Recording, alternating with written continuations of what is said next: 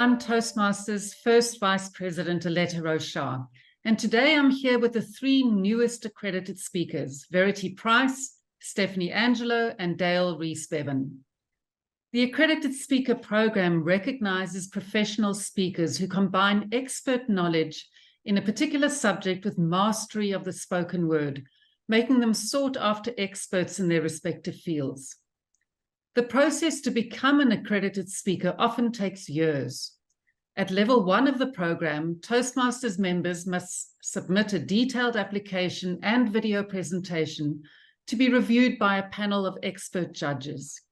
Those who pass level 1 are invited to present for a live audience and second panel of judges at the Toastmasters International Convention.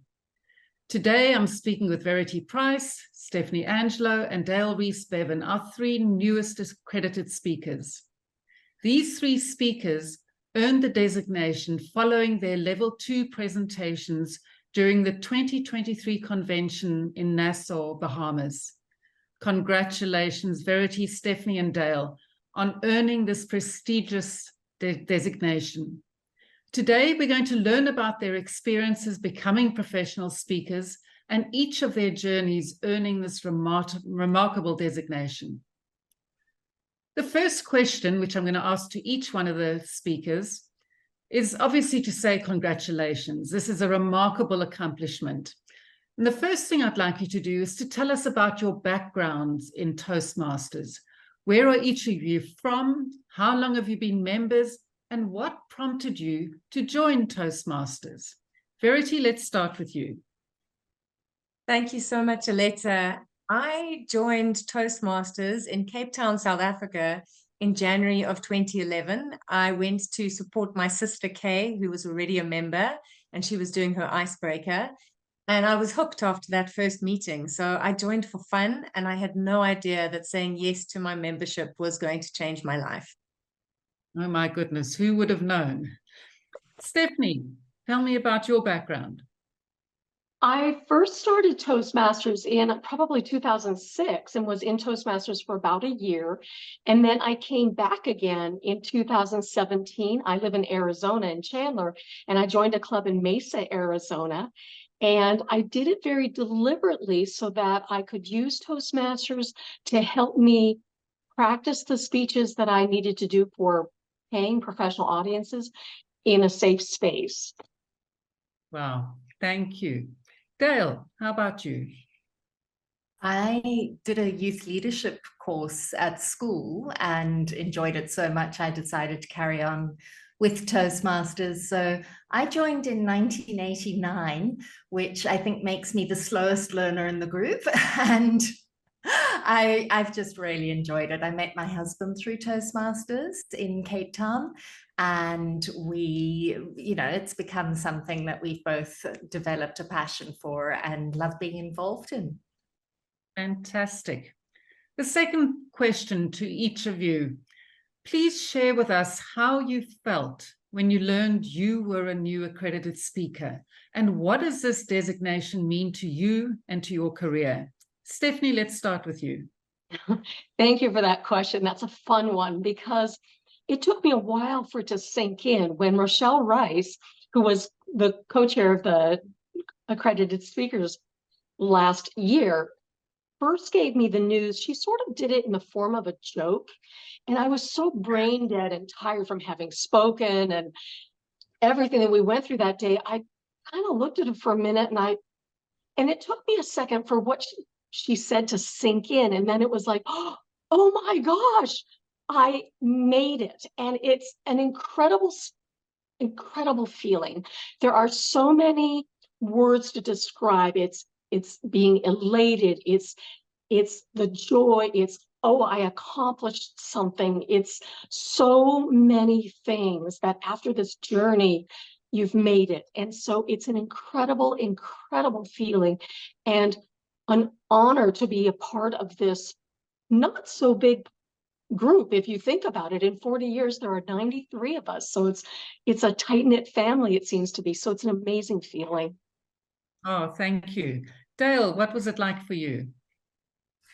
Similarly, Greg Wood was the one who told me, and he led with, oh, we've got 2 accredited speakers in Keystone Toastmasters. Oh no, wait, we have 3.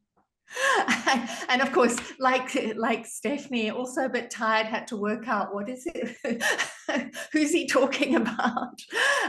So that was exciting. In terms of career, I think it's still a little early to really say, but I have definitely noticed a few new leads coming in and a few new inquiries. So I think also the rarity of it seems to get people. As soon as I say I'm only the second one in Australia to have received it, it's like, wow, you know, that's exciting. So yeah, I think it's definitely as you said, it's that recognition of being a master of the spoken word.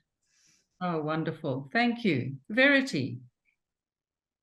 Oh, it was such an incredible feeling, because the way I was told was that I was the first speaker to ever get this from Africa. That's how they broke the news to me. And that was just such a moment for me, because I'm passionate about more speakers from across Africa pursuing this designation and showing the world what they can do. So it was absolutely incredible, but also to share the journey with these 2 amazing women, and that we were, you know, all sitting and waiting, and none of us knew, hadn't we? It was just the most incredible journey. And I think the difference between this and contest speaking is you are all rooting for each other, because you're not competing against each other. And I love that. And I am seeing it as an incredible accolade to use in my professional speaking and for my professional clients. So also still seeing where it's going, but it's definitely getting some interest. Wonderful. Thank you. Next question to all of you. How long did it take you to earn this designation once you made that decision? And what does it take to succeed? Dale, let's start with you. Thank you. I took 2 years to get it. Once I mean, it's a bit of a double-edged question, really, because it took me 30 years to get it. Really, I mean, when you think of all the speaking gigs you have to get to fill out the application. But from the moment I decided, 2 years. The first year I submitted an application, and my initial video didn't make the first level. It didn't pass the first level. And that was largely because I had this idea I had to sound like a speaker rather than a trainer. So I had to make sure I was speaking the whole time. And the lesson I got from that is just do your thing and be yourself, because the next year I just went, okay, I'm just going to do what I normally do. And that got through. So that was an interesting one. But yeah, it's essentially from start to finish, the first year application and then the second year application was obviously successful. Fantastic. Thank you. Verity. I was lucky that I made the decision in December last year that I wanted to go for it. So I did some research, which is unusual for me, but I'd had help from previous accredited speakers. And so it was this mad scramble in January to get together all my references from clients, to fill out all the forms, and to find a video, like Dale says, a video of you working, because everything I had was virtual. And I eventually submitted a video from 2019 where I was heavily pregnant, but it fit the criteria. And I was like, please don't disqualify it. Like, hopefully they'll let COVID and lockdown be a good excuse for having a video from so long ago. But luckily it made it through level 1, and I was able to be there in person to do it in Bahamas, which was incredible. But I really saw it, as Dale said, it's not 1 year or 2 years, it's your entire professional career that gets you to the point that you can fill in that level 1 form, because that's the really hard work, is hitting all the criteria they need from you as a professional speaker and presenter. Thank you. Stephanie.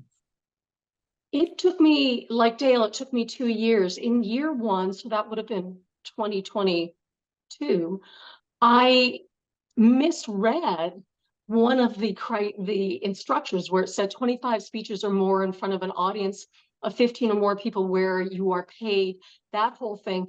And I misinterpreted the way the sentence was structured, and it's actually been rewritten since then. And so some of the speeches that I had didn't meet the audience size requirement. And some of that happens when, and this was COVID time, when you have a presentation where you think 35 people will be there, and then the day of, this one's got a meeting, that one's sick, and then pretty soon 19 people show up to the training. There's not a lot that the speaker can do, but suddenly those things don't fit the criteria. And so I had misread some of the requirements, submitted all of my presentations from the 3 years in arrears, and 7 of them were rejected. And so I thought, well, let me just wait. And then next year, I'm sure I will have plenty of speaking engagements, which will make fulfilling the requirements that much easier. So it took me, in a sense, 2 years as well. And I think what it takes to succeed is to truly come at this designation when you are already a highly working professional. When you really have that history of all of your presentations, you've done your record keeping and your bookkeeping, and you've kept account of all of the speeches, who the clients were, how much you were paid, what the audience size was, all of those things that will be required to fulfill the application. Thank you. I now come to a question which is individual to each of you. Verity, let's start with you. In your presentation, you talked about acting out of the box, and you shared your experience in pursuing the music industry at the start of your career. Can you talk about that story and share why you chose to incorporate it into your presentations? That's an easy one for me, Aletta, because that story is the reason I'm a professional speaker. I really was trying to be a professional singer, and the fact that I crowdfunded an album, that's what people wanted to hear at their conferences. They didn't want me to come and sing. And that story is the basis of all the work that I've taught over the last 15 years around strategy, innovation, thinking differently. And I always use it as the starting point for the audience to believe that I have something to share with them, because you have to give your audience a reason to believe as a speaker. And it gave me such a lovely edge on many other trainers who trained the same thinking frameworks that I was training, but I had personally experienced it. So that's why I shared that story. Thank you. Stephanie, in your presentation, you talked about ethics and culture and the impact of this in our relationships with each, especially in the workplace. Can you talk about the word ethiture that you created and share why you choose to incorporate it in your presentations? Ethiture is a word that I created. It's ethics and culture merge to make the culture that we create. And I think that this is really important because I speak on company culture, and I have several presentations to that regard that I can offer my clients. This particular one really speaks to showing the values that we choose as a company and living up to them. Do we walk the talk, to use a figure of speech? Do we demonstrate the ethics that we are saying that we want from our employees? Are we demonstrating those as leaders? And what do we do as leaders to reward employees when they demonstrate those values that we hold near and dear within our company? And ethics are really important to me. That's just part of my personal makeup. And so in my presentations, I also share several stories, and there were a couple in the accredited speaker presentation I did in the Bahamas, where someone's ethics really paid off and really helped the organization and all of its employees, and other situations where really the opposite of that happened, and how the company really failed because we had leaders that had really poor ethics. And when you have really poor ethics, the whole health of the organization suffers as a regard. When you have great ethics, the culture of the organization, the health of the organization is prosperous as a regard, not only financially prosperous, but just even as human beings and how we feel inside. That's why I merged those two elements, because they are both really important to me. And that's what I want to bring and share with my client companies. Thank you. Dale, In your presentation, you talked about confidence, and you shared the story of your friend meeting James Cameron some time ago. Can you talk about that story and share why you chose to incorporate it into your presentations? I love the story, obviously. I think what fascinated me so much about it was this whole concept of acting as if you're part of the celebrity Hollywood set and that you have a right to be mixing in that circle. And I felt that it resonated so strongly with the message that we've all heard and bandied about for years, this whole fake it till you make it idea of confidence. But then that moment where she decides to just tell him that she's a nobody, really. She's just a tourist from Australia. And I think that message of it's fine to act confident up to a point, but if you want a real relationship, if you want a real experience and connection with people, there's a point where you have to have that second level of confidence to be vulnerable and to say who you are and be who you are and be honest. And so the story really functions as, for me, I think it's such a powerful metaphor for what we experience every single day of our lives, trying to get into that circle we want to be part of. Thank you. My next question is the same question to all three of you.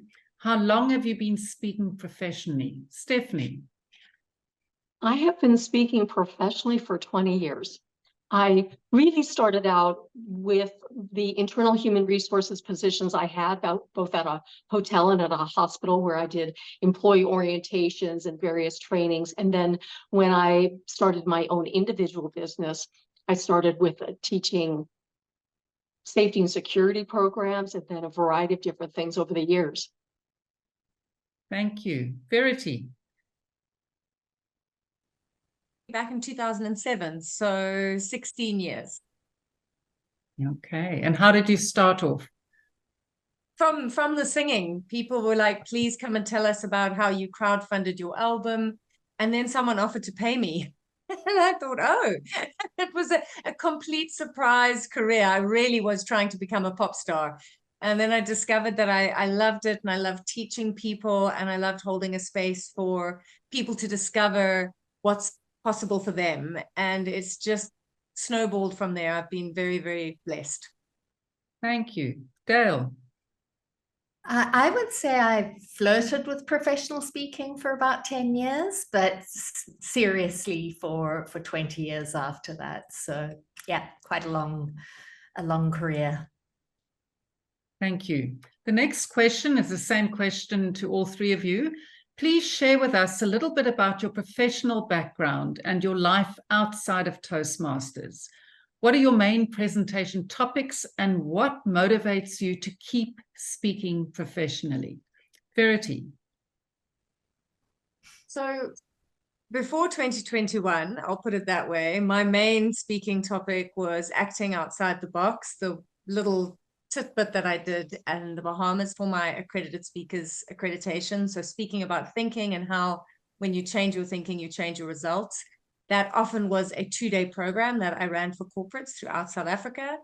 I built onto that through my own journey with depression and anxiety, another keynote called Lead with Optimism, which was my experience of positive psychology habits that changed my life, which ultimately turned into a little speech called A Great Read, about my father reminding me that I was capable of writing a different story.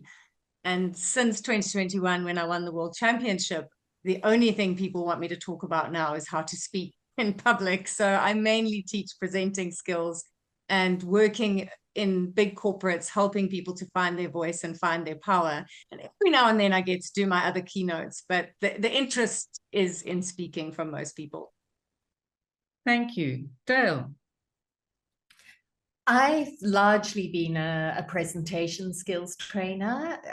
In terms of speaking topics, though, when I do conferences or keynotes at various Events, it's confidence or fearless feedback is the other one that I enjoy doing. And I think the reason I like those topics and get a lot of satisfaction is they are big issues for most people. People have problems with confidence, often connected with presentation skills.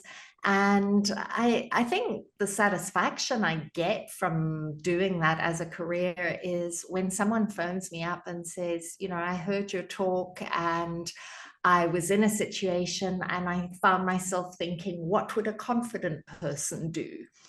And, you know, when you realize you've reached someone and helped them get into the right mindset and make decisions that they're happy with, that have affected their lives, I think that's why we speak, you know, to make a difference and influence outcomes for other people. Absolutely. Thank you. Stephanie. My professional background comes from my human resources experience. And so everything that I do company culture related really stems from that. One of my favorite presentations is Mastering Strategic Thinking. Of course, ethiture, which is a word I created and have trademarked. And I do a presentation on creating cultures of learning. That's a very popular one. One of my favorite ones, though, aside from the ethiture presentations, are the company culture board game, which I created, which gets all people in an organization, whether you do this in a team meeting or a departmental event or a company outing, whatever you choose to do, you can play this board game, not only in person, but I have it digitally as well.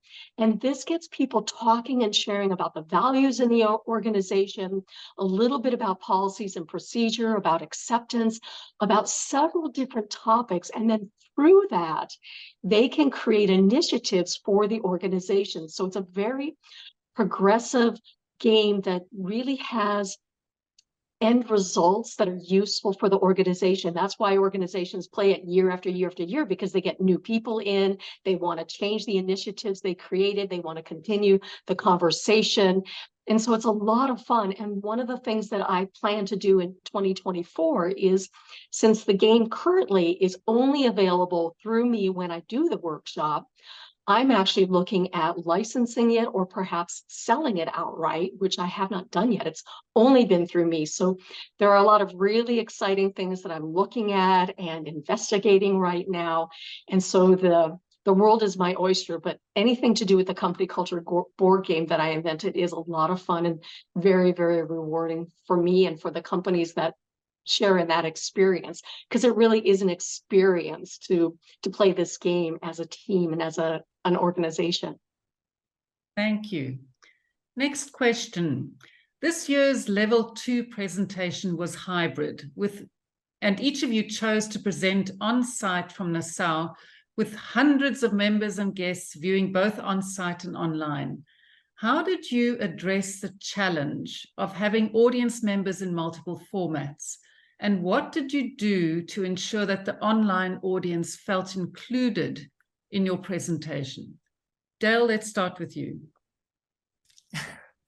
I think one of the key things for me was to make sure that verbally I acknowledged the online audience. So I opened with how many of you wanted to come to the Bahamas, just so that you could say, I'm going to a convention in the Bahamas.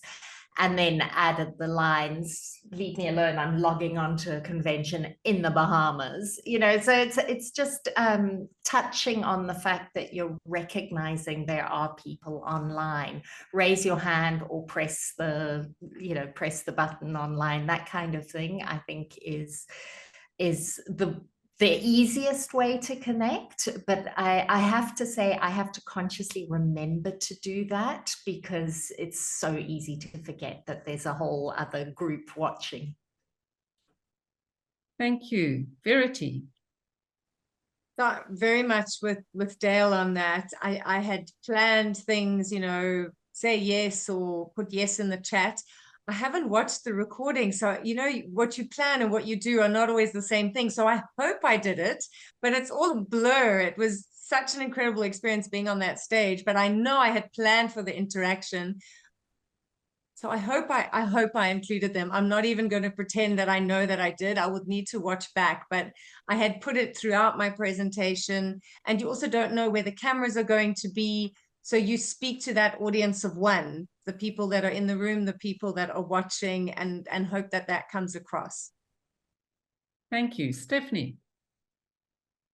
First of all, I decided to go to the Bahamas because of two things. One was I thought there was no replacement for being with people.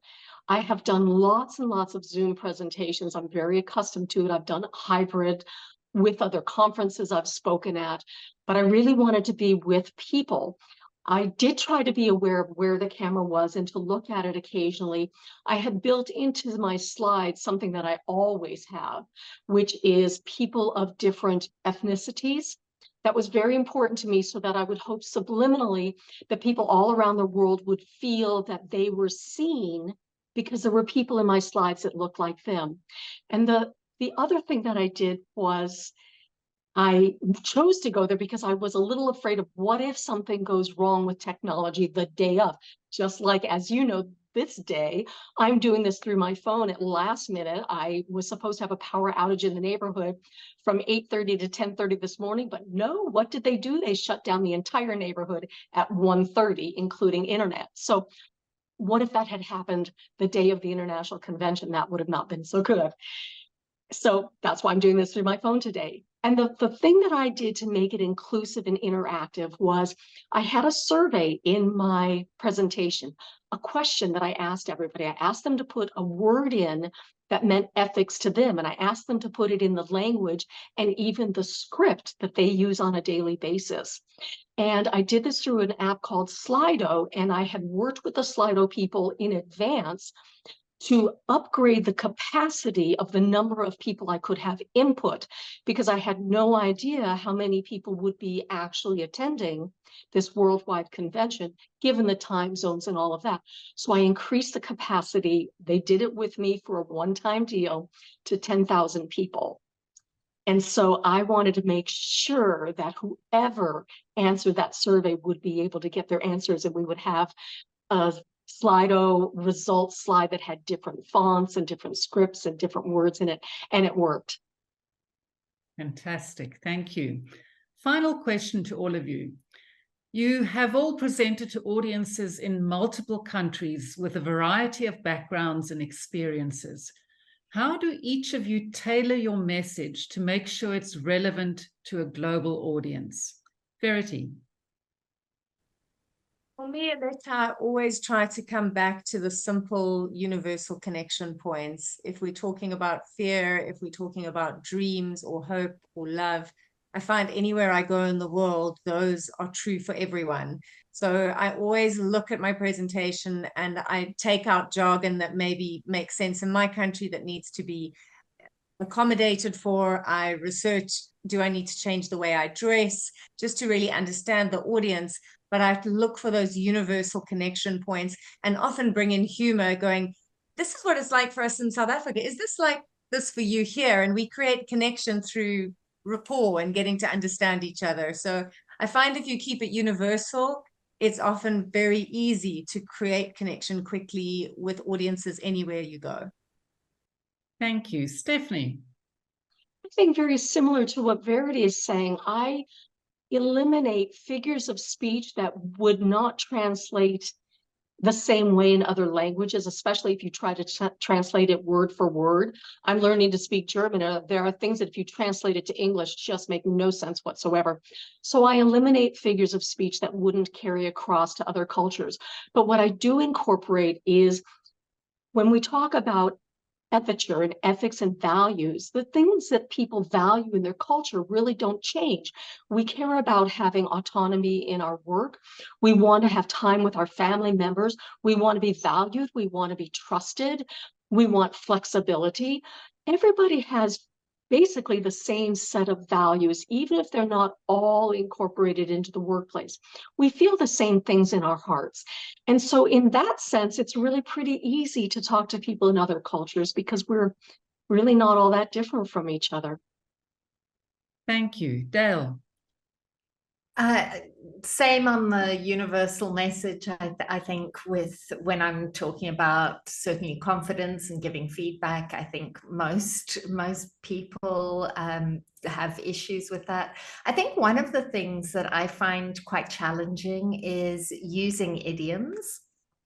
But I think the more you become conscious of, this is an expression that might not be used in another culture or another language, and just checking in with that. I had a funny experience where I was talking about trust, and I said, are you familiar with the story of Crying Wolf? The boy who cried wolf.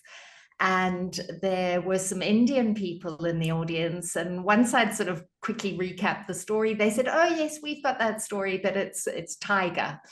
And I think that's the cultural thing. As long as you are cognizant of the fact that not everyone knows the same stories or the same idioms, and watch for facial responses, watch for that blankness, and then check in, is am I using an expression that perhaps you haven't heard of, or have I said something that I need to explain a little bit further? I think that's the key thing, is keep the conversation open, keep the connection there. Thank you. Thank you so much, accredited speakers, for so freely sharing all your insights and perspectives. Toastmasters is all about helping each other improve our communication and leadership skills, and you've given us so many things to think about. Thank you so much for being here with us. And if you, as one of the audience members, are interested in learning more about our Accredited Speaker program, please visit the Toastmasters International website at toastmasters.org/accredited speaker. Thank you.